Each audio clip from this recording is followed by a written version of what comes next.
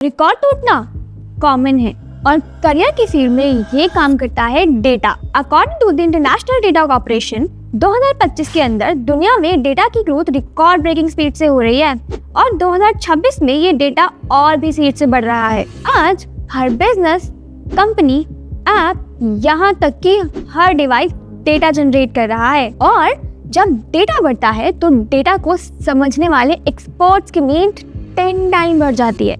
इसलिए data scientist and data analyst दोनों ही हाई प्रायोरिटी हायरिंग रोल्स बन चुके हैं। वर्ल्ड इकोनॉमिक फोरम के फ्यूचर ऑफ जॉब रिपोर्ट्स के हिसाब से data roles top fastest growing jobs की लिस्ट में कॉन्टिन्यूसली आ रहा है और लिंक्डइन वर्कफोर्स का कहना है कि डिमांड सप्लाई से बहुत ज्यादा है। सिर्फ इंडिया में ही लैक्स ऑफ ओपनिंग हर साल क्रिएट हो रही है।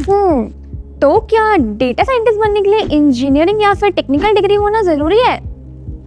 Absolutely not. Global report clearly दिखाता है कि कंपनीज अब स्किल्स को ज्यादा प्रेफरेंस दे रही है डिग्री से। अगर आपके पास Python, SQL, Power BI, Tableau जैसे टूल्स और डेटा स्किल्स है तो आपका बैकग्राउंड कोई भी हो, आप डेटा एनालिस्ट रोल के लिए एलिजिबल हो।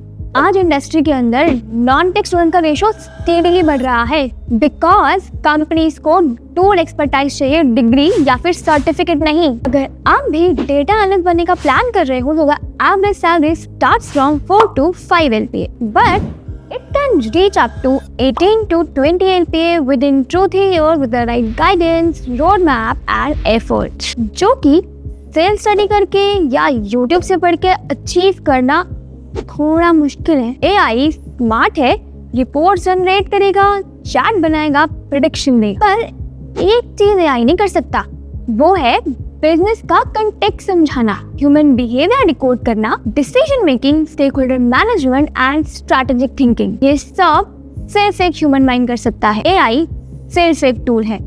एनालिस्ट एक्सपर्ट होता है और वही सारे टूल्स को पावर और दिमाग देता है। So that's it for today's video.